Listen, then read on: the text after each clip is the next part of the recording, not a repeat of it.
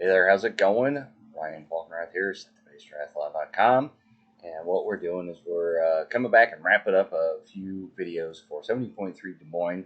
I did the inaugural race here in 2021, storm and all, heat and all. Got it done. Wasn't the prettiest, but for me anyway, personally, but got it done. But I just wanted to go over the VIP experience. There's a lot of questions about the VIP experience. Is it worth it out there? As an Ironman University certified coach, I was extended to VIP as part of being a coach. So I took advantage of it, and mainly it helped out with parking for one. And there's other perks and benefits I probably really didn't take advantage of because I was actually doing the race. But as far as the spectator goes, I kind of saw what was going on. So I wanted to kind of go through and do a quick little overview. And you also see a post of the video I did actually on race day and a little bit perspective about at least parking. So let's go through the VIP experience. Support your athlete. VIP. Please email VIP if you have any questions. No pets except service animals, so don't plan on bringing your dog into VIP services. So premium swim viewing. So they got Child Pass, Race Day Pass, and Medal Pass. Medal Pass includes all this extra stuff. So Race Day Pass includes premium swim viewing. I think for swim viewing, I think your view would be great anywhere along there. I don't know if this really would be worth an extra fee just to get a better view of the swim. VIP finish line hospitality to access with catered breakfast and lunch. So that might be interesting. Now,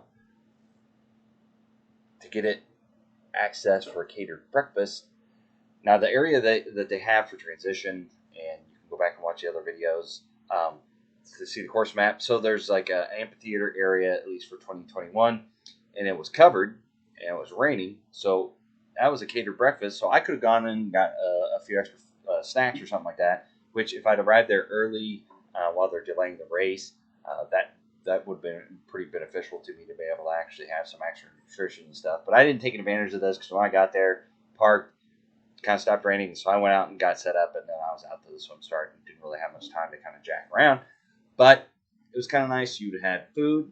There was porta potty specifically, and it was kind of away from the transition area, so other people didn't have access to it. So that might have been pretty nice. And at the finish line, they did have a special tent for VIP. I was so dehydrated, didn't feel good at the end. I wasn't interested in taking advantage of it. So that was just, as they would say out there in the Ironman course, I ejected my calories after getting back to the transition area to pack up.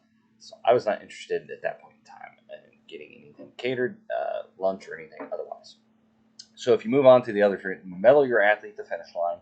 So that's kind of nice, at the end of the finish line, you can hand your athlete a medal, put her in their neck or whatever. Medal engraving for the athlete medal, that's kind of nice. Athlete access to VIP areas. So, it says sold out here, but the big point is, and I'll share this video, for VIP access, it was nice because, especially at 70.3 Des Moines, the transition area and the parking area, that it was about a 15 to 20 minute walk. So if you parked and you're an athlete, you'd have to walk, and afterwards you have to walk all your junk back. What's nice about the VIP parking is it's right over a berm. You'll see it in the video that I'll post here at the end, and all you gotta do is walk over the berm. You're right there. If you forget anything, you'll walk right back to your car. And afterwards, when I was feeling like crap, it was awesome because all I had to do was roll my stuff over. It had a little street, so I didn't have to go over the berm. Got all my stuff in my car, and it packed up and left. I was feeling horrible, and luckily I did not have to walk that far to get there. So to me, that was kind of worth it. Now, here's kind of the catch is, you'd have to pay $259. So if you want to take advantage of all this stuff, maybe $259 is worth it as far as an athlete goes. Maybe it's worth it as a spectator. Now, keep in mind, if you buy one pass, this is just for one person.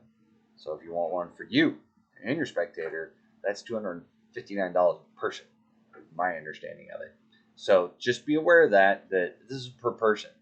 So if you as an athlete, you want to access all this stuff, $260, maybe that's worth it so you don't have to hike over the berms and stuff. And this is only for race day. This is not for check-in or bike drop-off or anything else.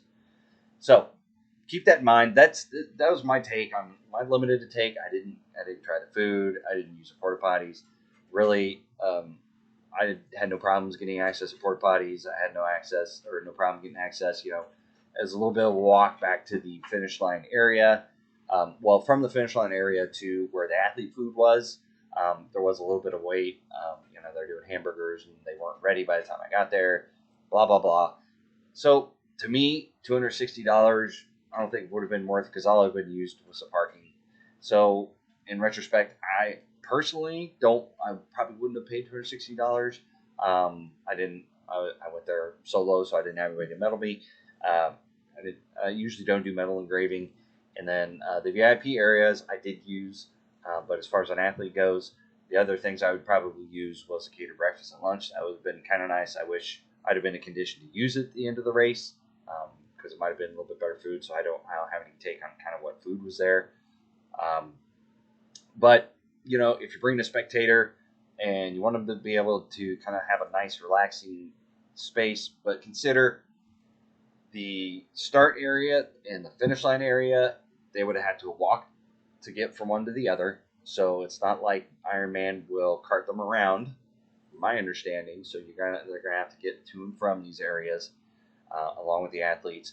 And you know, because of COVID protocols and everything at the time, they didn't allow non-athletes on the bus to get back to transition. So your spectator would have had to find a different way to get themselves from the finish line to transition, where you're packing up your stuff and then back to your car. So for 70.3 Des Moines, I don't know if the VIP package would have been worth it necessarily for me as an athlete if I didn't get it as part of being an Ironman certified coach. It was nice for the parking.